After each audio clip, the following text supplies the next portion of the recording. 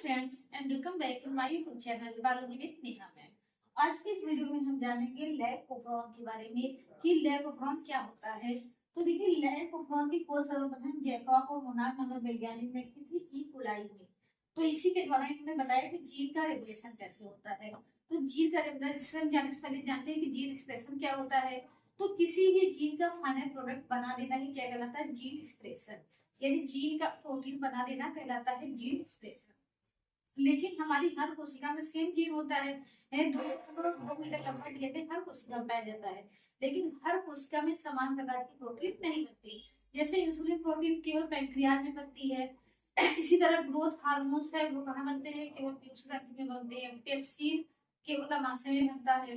बनिए चलिए हो एक मिनट।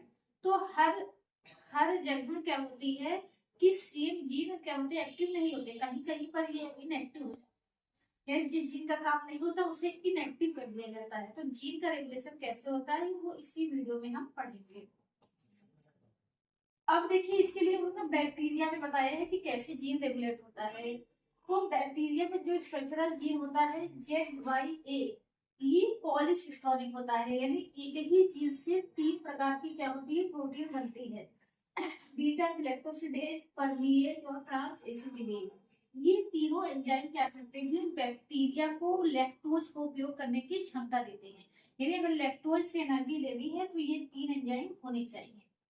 लेकिन जनरली बैक्टीरिया क्या करती है कि ग्लूकोज से अपना एनर्जी उत्पादन करती है। तो जब बैक्टीरिया ग्लूकोज से एनर्जी उत्पादन कर रही है तो अगर उस समय ये एंजाइम बनते हैं तो बैक्टीरिया की एनर्जी का क्या होगा, वेस्ट होगा। तो बैक्टीरिया की एनर्जी को बचाने के लिए ये सिस्टम पाया जाता है, इसमें लैक ऑपरॉन, जिसके द्वारा बैक्टीरिया का क्या होता है, जीन रेगुलेशन होता है। यहाँ लैक शब्द जो आया है वो लैक्टोज से आया है और ओपेरॉन शब्द किससे आया है, ऑपरेटर से आया है। तो देखिए, ये स्ट्रक्चरल जीन जो होता है इसके जस्ट पहले क्या होता है, ऑपरेटर। और ऑपरेटर के पहले होता है प्रमोटर, और प्रमोटर के पहले होता है एक जीन होता है जिसे कहते हैं लैक आई। तो लैक आई, लैक टी और लैक ओ। अब इसमें क्या होता है, देखिए कोई भी जीन होता है उसके आगे क्या होता है, प्रमोटर होता है। तो ये जो इनहिबिटर जीन होता है ये क्या होता है, इसका प्रमोटर होता है। तो आरएनए पॉलीमरेज यहाँ क्या करता है, लैक आई जीन के अनुसार क्या करता है, एमआरएनए बनाता है।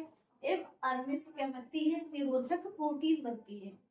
और यह प्रोटीन जाकर के लैक ऑपरॉन से जाकर जुड़ जाती है। और फिर इस जीन का जब हम करेंगे आरएनए के द्वारा प्रोटीन का संश्लेषण, जब आरएनए पॉलीमरेज कहाँ आकर के जुड़ेगा, यहाँ पर जुड़ेगा। ये आरएनए पॉलीमरेज दिखाया गया है।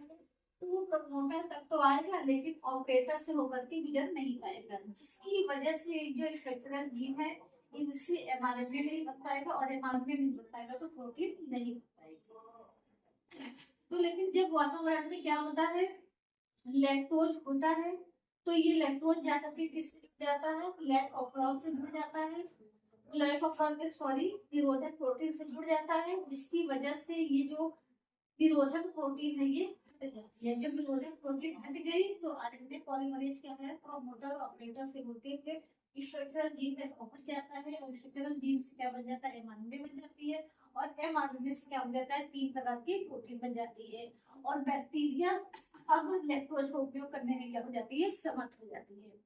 तो जब लैक्टोज होता है तब ये निरोधक प्रोटीन जो है लैक ऑपरेटर से हट जाती है। लेकिन जब लैक्टोज नहीं होता तो उस समय जो लैक आई द्वारा प्रोटीन बनती है वो जाकर ऑपरेटर से जुड़ जाती है, और उस समय क्या होता है, ये एंजाइम नहीं होती है।